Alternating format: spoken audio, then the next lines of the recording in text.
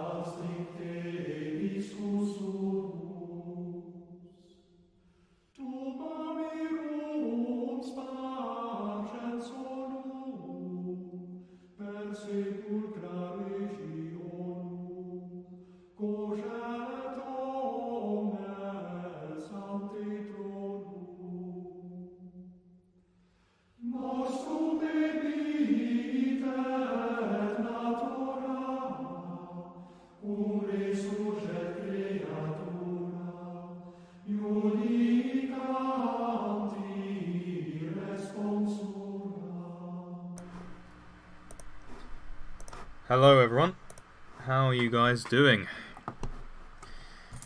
Gonna do something interesting today. I had to cancel the last stream because frankly I was a little burnt out from reading a lot of stuff on the body and the mind and the soul, and we'll be talking about this today in addition to the title of the stream, which is of course the necessity of mysteries and why atheism and rationalism are inadequate. Now, for those who are interested in the artwork, the introduction artwork was a painting of the Miracle on the Vistula. And the music was the Gregorian chant version of Dies Irae, or the Day of Judgment, or the Day of Anger, actually, specifically in Latin. So, you guys voted on this. We will be doing another vote sooner rather than later, decide on the next stream after this. But let's get into it, because I think it's important to start with what we mean by rationalism. Because this is something that has been present in the West in a very dominant way since at the very latest 1789, that being the first year of the French Revolution. It has in many ways underlined the majority of the certainly the scientific work, but also of the philosophical work as well. And we increasingly find, at least with postmodernist philosophers, that it leads to a dead end. It doesn't work. And you see people like Jacques Derrida complaining about this fact and not being able to make a way out because they've committed themselves to this modernism, it's sometimes called. But we're going to specifically go after rationalism today. Now, what exactly do we mean by rational? It's about an understanding of the world that we live in through the assumption and the action on the assumption that everything is reducible to things which are reasonable. In other words, the subservience of the whole of reality to the human intellect in its entirety. I think that's quite a fair definition.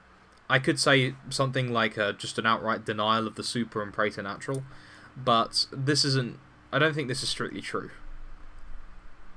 Now, atheism, on top of this, believes that from this reduction of the intellect, the reduction of everything to the intellect, that was a Freudian slip right there, that there is no God, for whatever reason. I believe it's largely because the rationalism would imply that there is nothing that's above the human intellect, and therefore that would nullify the existence of God, because God, in his definition, is by his very nature above humanity in every single way possible. Now, the problem with this is that this is utterly inadequate. This does not cover reality at all. Not all of reality is sensible to the human intellect. And we have a number of proofs for this, which I'll go through. But I think the most effective one to start with is reason itself. Because reason itself is not subservient to the human intellect. Now, what do I mean by this? Well, the principles of logic and reason are used often interchangeably. We're going to get onto some more spicy and more interesting stuff later on, but I think it's important to lay this out. Now, logic is... logic as a group of things is the principles of correct reasoning. So these are in a certain sense irreducible conceptions of what it means to reason. So the law of non-contradiction, the law of identity, things like this. The trouble with this is that these in themselves are what we would call mysteries in a certain sense, because they're innate to the universe and they're self-evident. You can't break down these laws. You can prove them, but you can't break them down, which is what ultimately subservience to the human intellect requires. A breakdown of all things into things that are subsumable to the human intellect. Yet these things in themselves, although we can understand that they are true, are in no way subservient to the human intellect. In fact, these very principles rely on the existence of being, another thing which isn't subservient to the human intellect, and this, of course, relies on God, as we notice from people like St. Thomas Aquinas and others. One of the things that I've noticed that atheists and rationalists will do is that they will point to, say, Aquinas' argument from causation, or maybe in some cases, when they don't outright deny it, they'll look at, say, St. Anselm's ontological argument. And they will say, well, how do we know that this is God? There's no evidence besides this. And this, I think, is a betrayal of this rationalism as an assumption. Because all St. Aquinas and St. Anselm are trying to do, when they present that argument in isolation, is infer the existence of God through the existence of being and causation itself. That's why it seems like such a funny response to theists, I think, and I've never really believed this, but as an atheist, I could kind of see their point, right? The reason they're saying, well, this doesn't fit my worldview, this doesn't prove God, how do we know it's God? And they, of course, rely on scientific evidence or some form of reason, is because they don't understand what Aquinas and St. Anselm are trying to do is infer the existence of God, so then they can make continual logical arguments to talk about other attributes, as Aquinas does in the Prima Pars and St. Anselm does in the Proslogion and Monologion. But that's specifically logic. But this principle of correct reasoning, why would it necessitate there being mysteries involved? Why would this be the case? Because you can't break them down. As a famous mathematician called Kurt Gödel points out in his incompleteness theorem, if you refresh the page, for those who are waiting, if you've just joined, you probably won't have to, you will find a link to what is known as Kurt Gödel's incompleteness theorem, which is where he essentially makes it clear that there are such things as these rationally baseless axioms. There are things that transcend logic in mathematics, in logic itself. And therefore we must believe a certain form of mystery when we do anything to do with these things. Now, a classic response would be something like, well, that may be true, but I believe in science. To which I'd say, well, the scientific method is based on the same principles, first of all, and second of all, engineering requires mathematics. Therefore, it's subservient to these same mysteries. And in fact, you can kind of see this throughout history with the various physicists and mathematicians, right? You have Pythagoras, who formed a cult, and in fact became a kind of a religious movement that existed him something like 600 or 700 years after his death. And likewise with somebody like Isaac Newton. He was obsessed with Gnostic mysteries and strange things like this. These people, these mathematicians, and these physicists, a lot of the time they were very, very into mystery in some form or another, be it through strange Gnostic mysticism or through conventional religion. So we have this here. This is a rather dry introduction, and this is why I'm introducing it, right? I'm introducing this with this here first because I'm waiting for people to sort of stream in so we can talk about the more juicy stuff. Because believe me, as dry as talking about mathematics and the various axioms, that's the specific term, proposition on which an abstractly defined structure is based, which includes reality as well. It shouldn't just be abstract, which is something wrong with Google. Is because the reason I'm starting with that here is because it's fundamental, right? rationalism, basing things on reason alone and subservience to the human intellect, doesn't work. Because in order to be rational, you must hold to certain mysteries. Okay. So let's continue with a discussion of religion per se. In fact, let's start with something that atheists would hold in their rule of life, which is what the Latin term religio represents. Or religio, dependent on your pronunciation. And that is marriage. Let's talk about marriage here, because this is going to get edgy very quickly. See what I mean? So, rationally speaking, if we were to just observe marriage with our eyes, it would be a close friendship with sex, wouldn't it? Now, let's bear this in mind. Why would it be a big deal, then, for gay marriage to exist? Why, if it was purely a friendship with sex, which is something that, in the worldview of the typical progressive atheist in the modern world, is the entire extent of marriage, as well as maybe tax breaks and things like that, right? Why would this be such a big issue to push? Is it perhaps because there's a certain mystery to marriage? Is it perhaps because there's something sacred there that they may, through some authority that I don't think anyone's given them, that they may want to change? Might it be that when the Bible speaks of marriage, they're talking about something far more transcendent than just a friendship with sex? And in fact, maybe, is it perhaps possible that that the secular humanism, the atheism, and the rationalism also concedes that this is a mystery too, and that's why they want to change it? But there can't be any mysteries. There can't be things that are true, which are beyond human analysis and logical disentanglement. That's the definition that I'm using for mystery. Very, very interesting, I find. So, let's consider actually within marriage.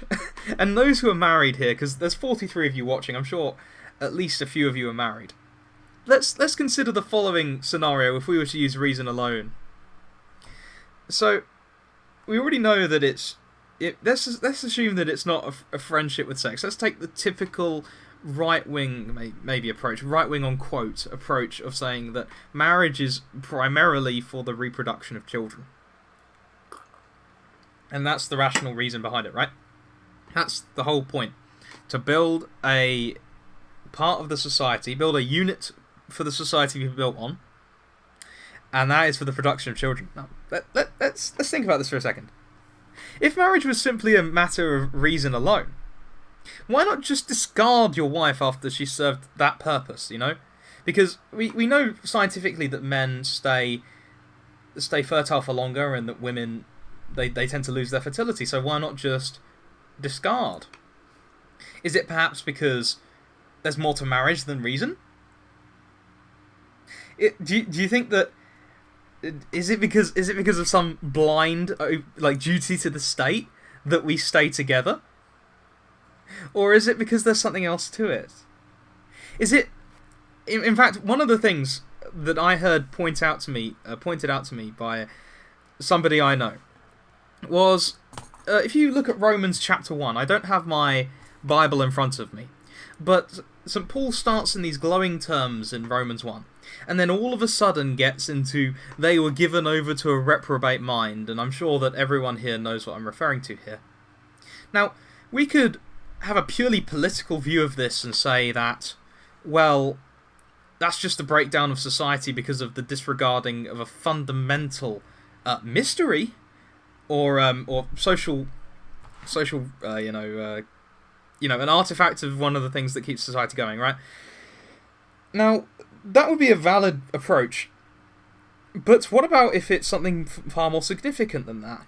What about if St. Paul, because St. Paul is a very intelligent man, what if St. Paul is referring to the rest of Scripture?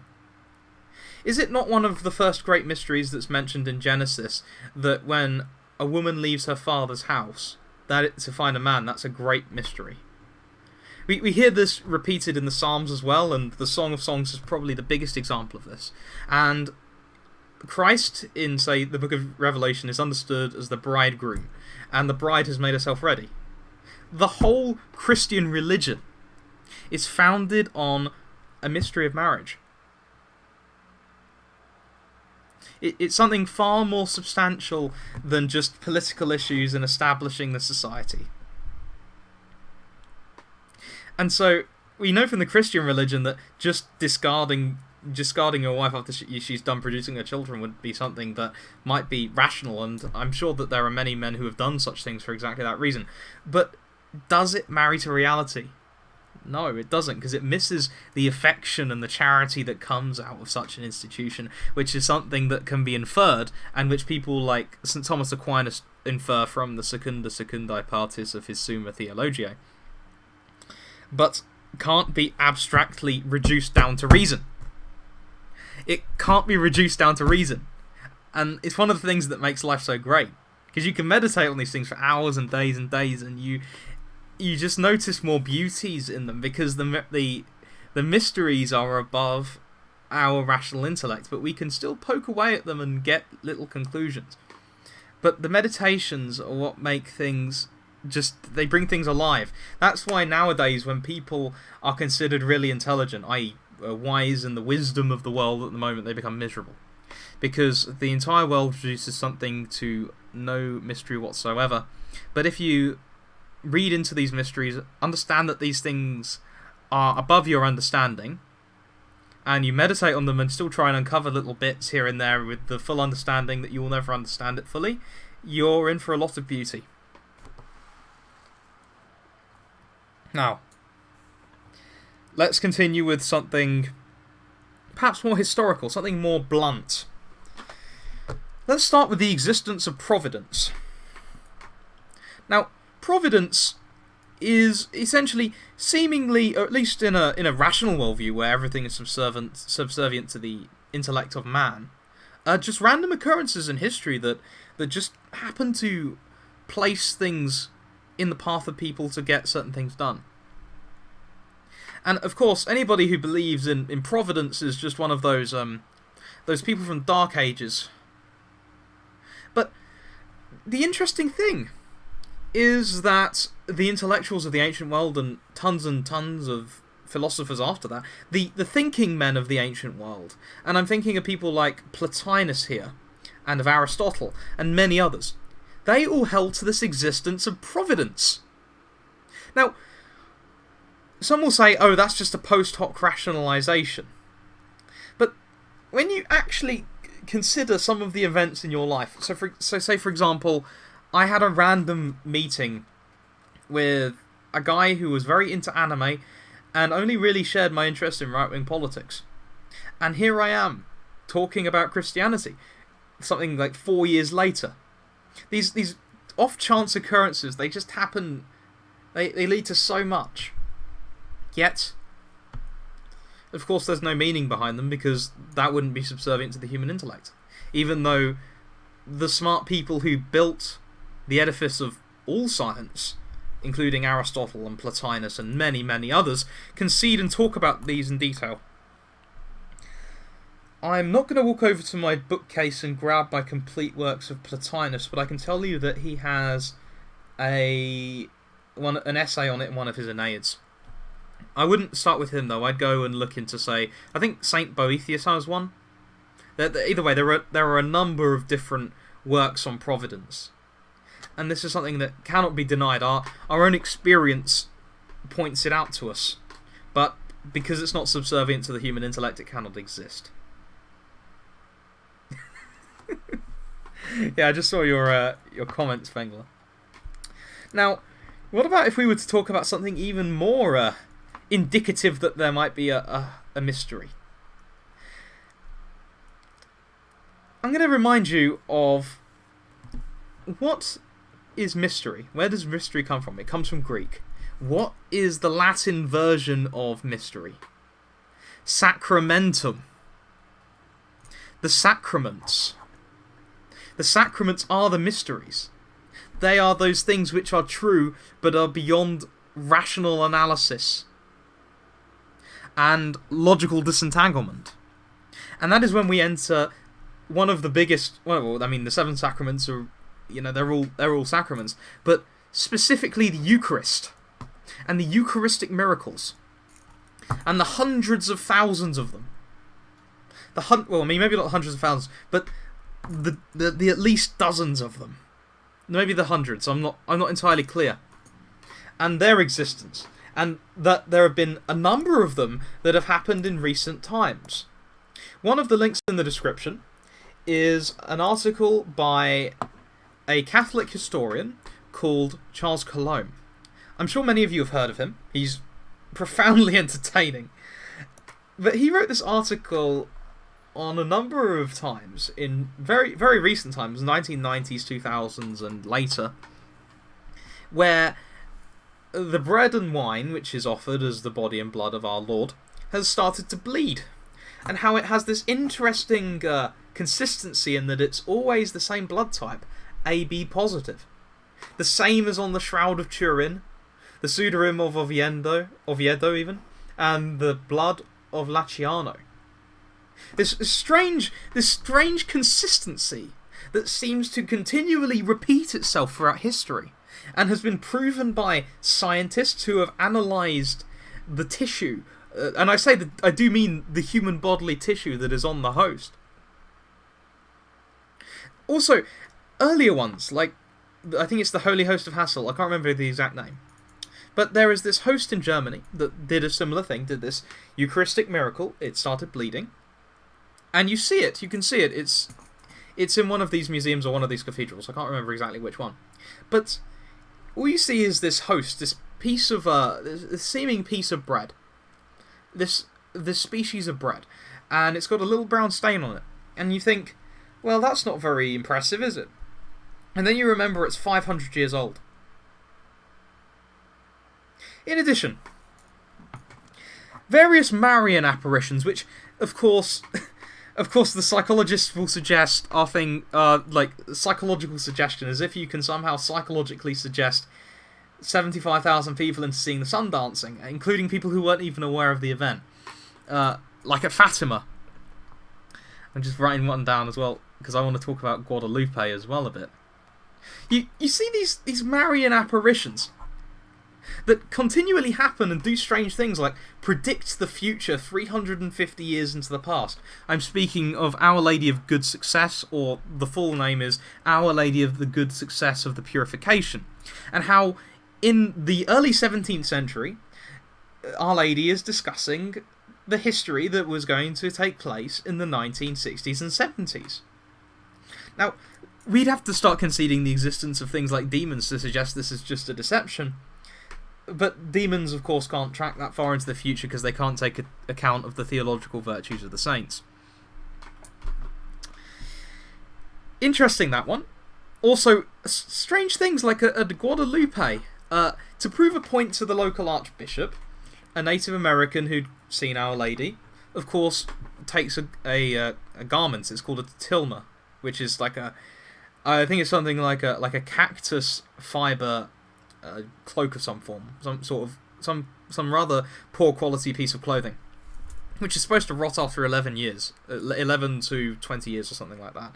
And he presents this tilma to the archbishop, and to prove the point that there should be a chapel built on this completely unforested and unvegetated hill, he shows this tilma with a picture of Our Lady burnt into it.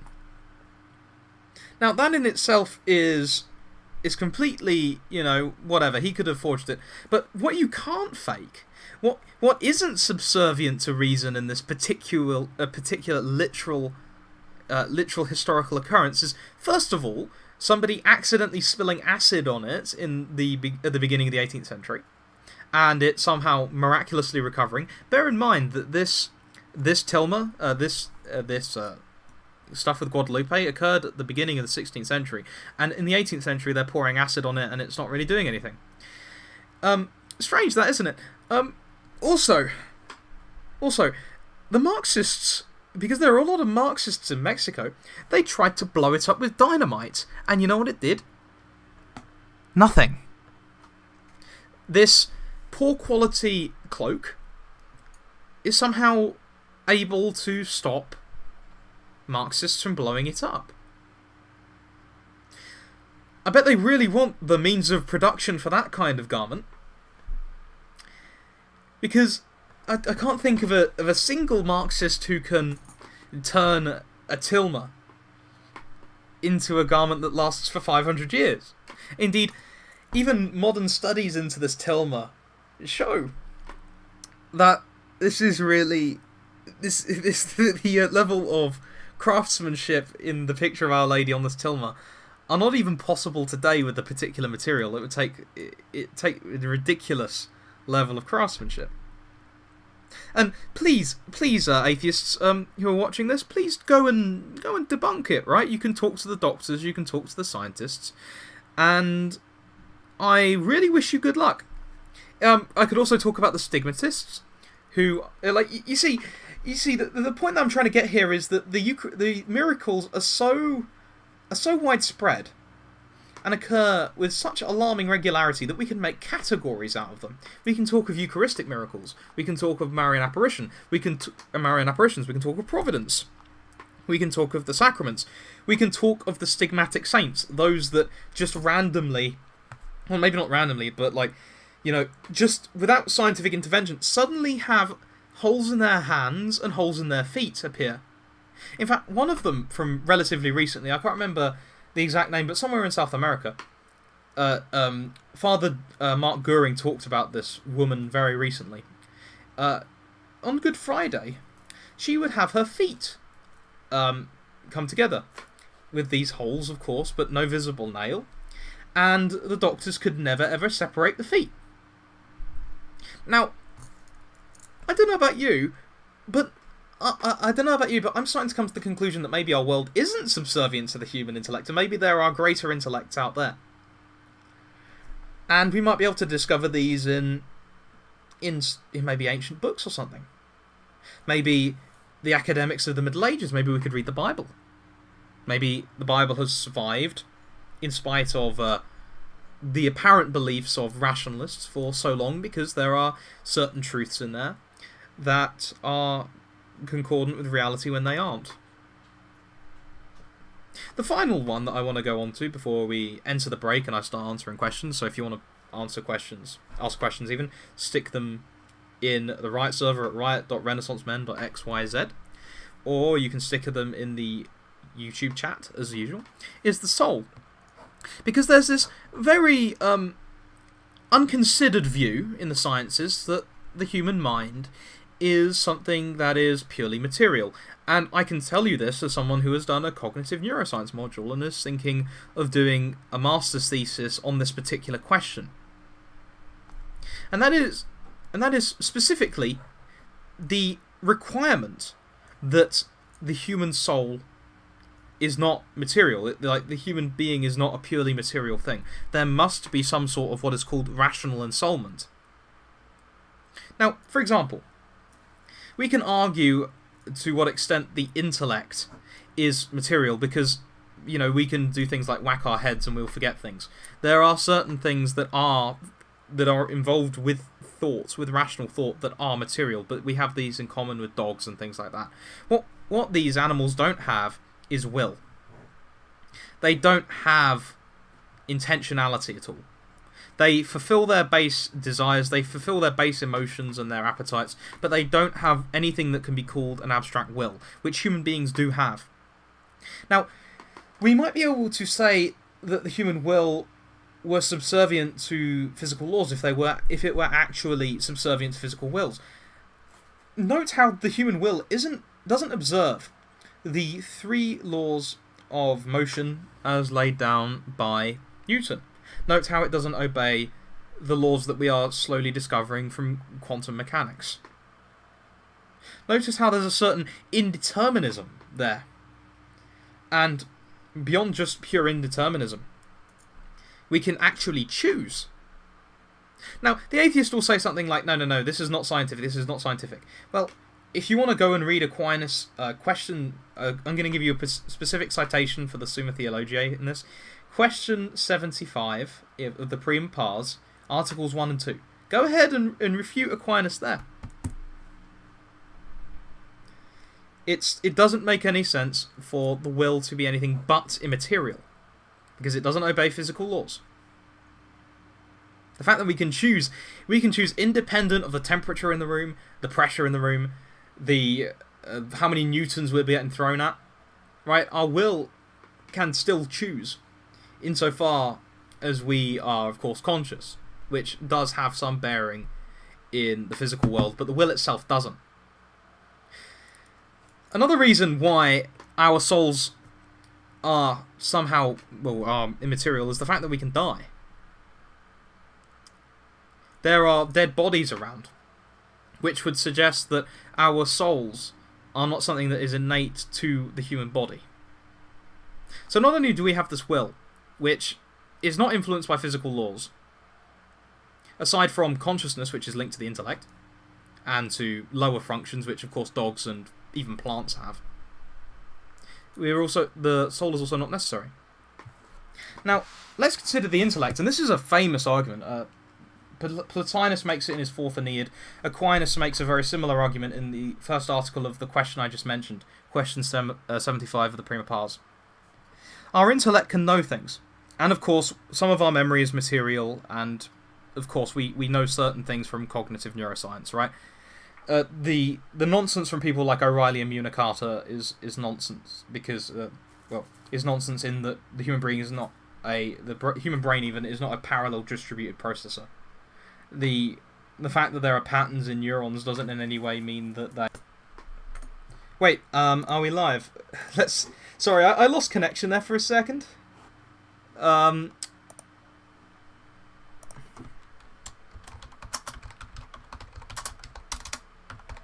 am still here, by the way. Yeah, sorry, I'm... Where did I cut out exactly? Was I talking about Fourth Aeneid? Had you heard that part? My apologies. I don't know what happened there, either way. Please give me a 1 if you can hear me.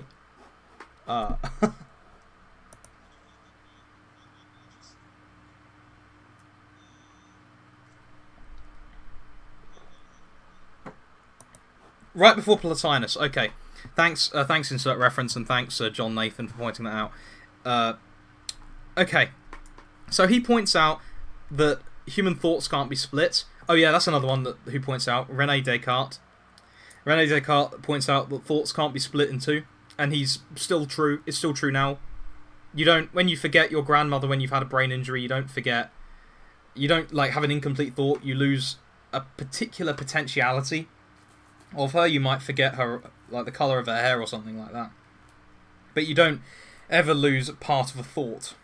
Because, say, thinking of your grandmother's hair and your grandmother are two separate thoughts because they cover two different potentialities, as we hear from, again, Aquinas, Article 2 Article 2 of question 75. Right?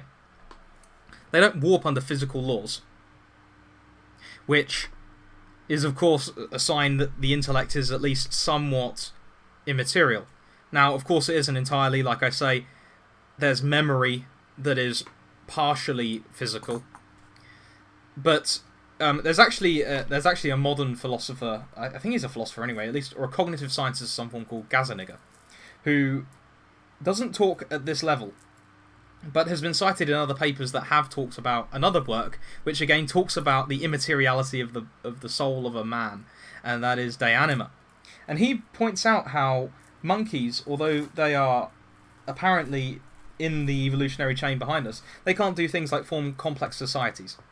And this is a sign that they lack the rational thought, and that Aristotle's categories that rational souls, those being the minds that I've just described that are in man, are fundamentally different from the sensitive souls which are in dogs and monkeys, and therefore they lack a certain level of immateriality. Now Plato would disagree with this, but I'm getting lost out of track, right? Yeah. Atheists might be right that their grandpa is a monkey, but the thing is that if their grandpa is a monkey, then there must be something supernatural giving them above nature specifically. There must be something supernatural and above physicality that provides them with the rational thought they so love. So I'm more than willing to accept that, maybe not my grandfather, because my grandfather's an engineer, but I'm willing to accept that that might be potentially the case, but there has to be something pretty miraculous in the grand scheme for me to have rational thought, at least on some level, although, of course, there may be some dispute as to whether or not this is true, and whether or not the monkey does. And, of course, I invite atheists, please, please, please go and read these books. Plotinus' Fourth Aeneid, the first essay in that. That would be one. Go and read De Anima. In fact, go read De Anima. All the books, right? It's only 100 pages long. Please, I implore you, go and read Aquinas. His works on the human mind and the structure of the human person are questions 75 through 102 of the Prima Pars. So if they wanna go and attack like philosophical heavyweights when it comes to that, then they're more than open to. They're more than able to, right? And instead of doing things like trying to, based on usually a pretty flawed understanding of what is meant by omnipotence and omnibenevolence, try and cause tension within the Godhead, right? You can play that game, or you could understand what these actually mean. For example, statements like, could God make a rock that he can't lift? No, that actually just means that the sentence is irrelevant. It doesn't matter. It's like saying, do androids dream of electric sheep? Of course they don't, because androids don't dream. So if you could like maybe stop doing that and doing kind of low tier criticisms and start focusing on people like this, then I very much appreciate it. But that is essentially a summary of what I was going to say. That there is clearly a necessity of mystery, even if they do believe things that are, in fact, irrational, funnily enough, like disbelieving in the existence of God. I've at least proved the necessity of mysteries and the implicit acceptance of this in certain circles, and why atheism and rationalism are inadequate. So, we're going to enter into the question stage. If you guys want to submit questions, I already gave you the instructions on how to do that earlier on. I'm going to take a quick break. I will be back in 2 seconds.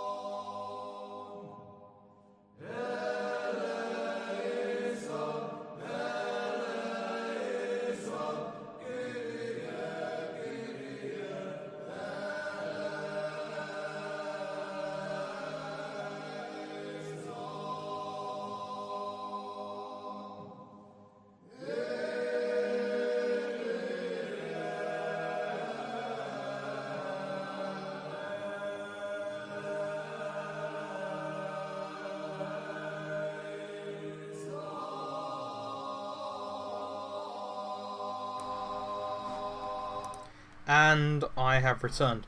Interesting thing that's sprung to mind while I was having my break. When we originally discovered electrons, it wasn't through directly observing them. It was through inferring their existence.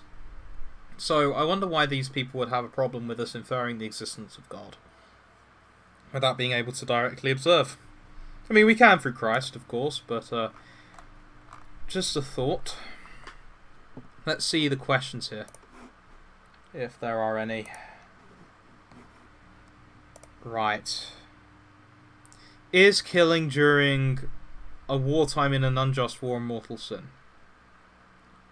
I don't know. What do you think about LGBT activists putting a rainbow flag on the statue of Jesus in Warsaw? I don't think that they know quite what they are doing when they're doing something like that. And likewise, yeah, I don't think they know what they're doing. I think that they have a sufficiently warped understanding of Christianity that I don't think they think it's as offensive as people who do have a legitimately, strong understanding of Christianity would take it, right? I don't think there was any active malice involved, but I don't know for certain. There rarely is. Okay, John Nathan asks, do you know any complete works of Scotus that have been translated into English? No, I don't. Sorry, that's something I can't help you with. Insert reference asks, just because the identity of the murderer is a mystery doesn't mean that there's no murderer, or the identity can't be known. Indeed, it would be irrational to assume otherwise. Same with God. Just because God is an incomprehensible mystery doesn't mean that the cosmos and its intelligible structure and everything else wasn't created by God. Yes, but they would say something along the lines of, well, I can see the stab wound in the person. And to which I'd respond with St. Augustine, well, when you're having a conversation with a human being, you assume that they have a mind. So much of modern life is playing political games, and this implies that people know that there's a mind behind the eyes, and a certain intentionality, and you can infer intentionality from the way people behave. The fact that we can even make distinctions in degree of murder is an indication that we know as a society that free will exists, and that is immaterial.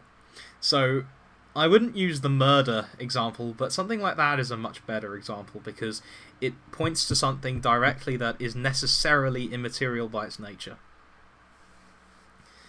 John Nathan says, also, do you have any tips on learning how to read Latin, since many books I want to read are currently only available in Latin?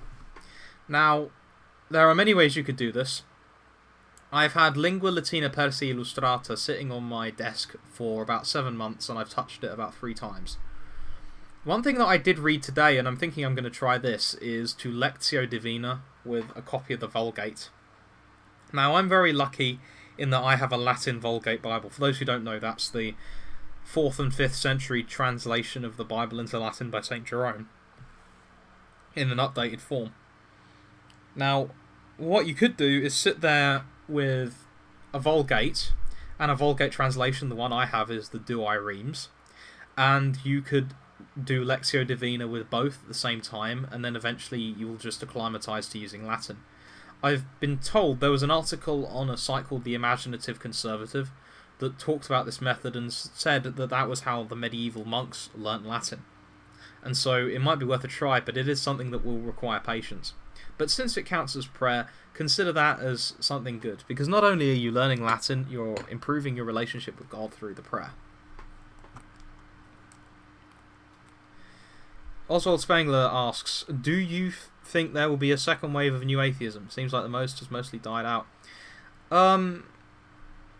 No, I don't think there will be. I think that what we're going to see is an increasingly paganized culture of New Age cults.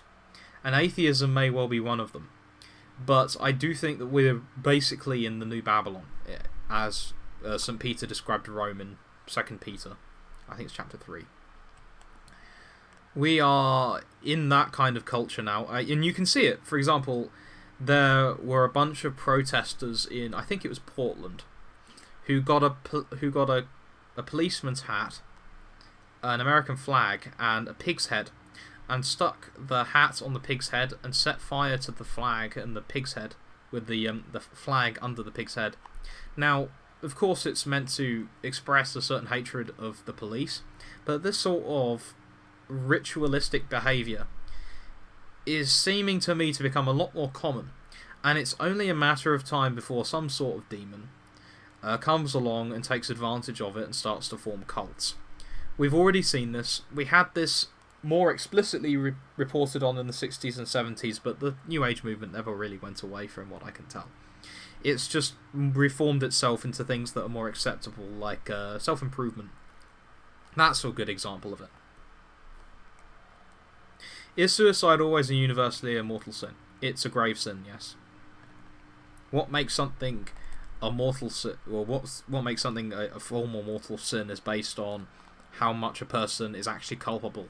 So, for example, I've heard the argument made that somebody who is severely mentally ill doesn't have full control when they're doing something like that, and so there's sometimes hope. Also, acts of perfect contrition have been said during suicide attempts as well. There was a story from Saint Jean Vianney, who had one of his congregation's husband had killed himself, and the wife was weeping, and so Jean Vianney, witnessing something, went up to her and said, "No, it's okay. Your husband said an act of contrition before he died, so he would be in purgatory." So, obviously, suicide is a grave sin, but of course the culpability matters, as in all things. Let's see. You giving away books? If so, you have Fletcher's problem with capitalism. If so, can I have it? No, Doughboy, I don't. I don't, but I am going to be giving away books. There was a giant burning cross in Portland the other night. I mean, it is America. Why do you think Catholic convert to pagan is...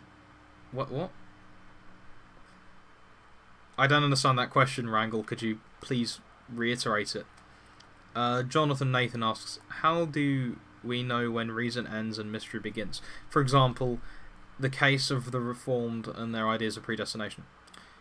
Well, you know that the mystery, where the mystery ends and the reason begins, because if you can employ reason on it, right? So you can divide it down. You can analyze it.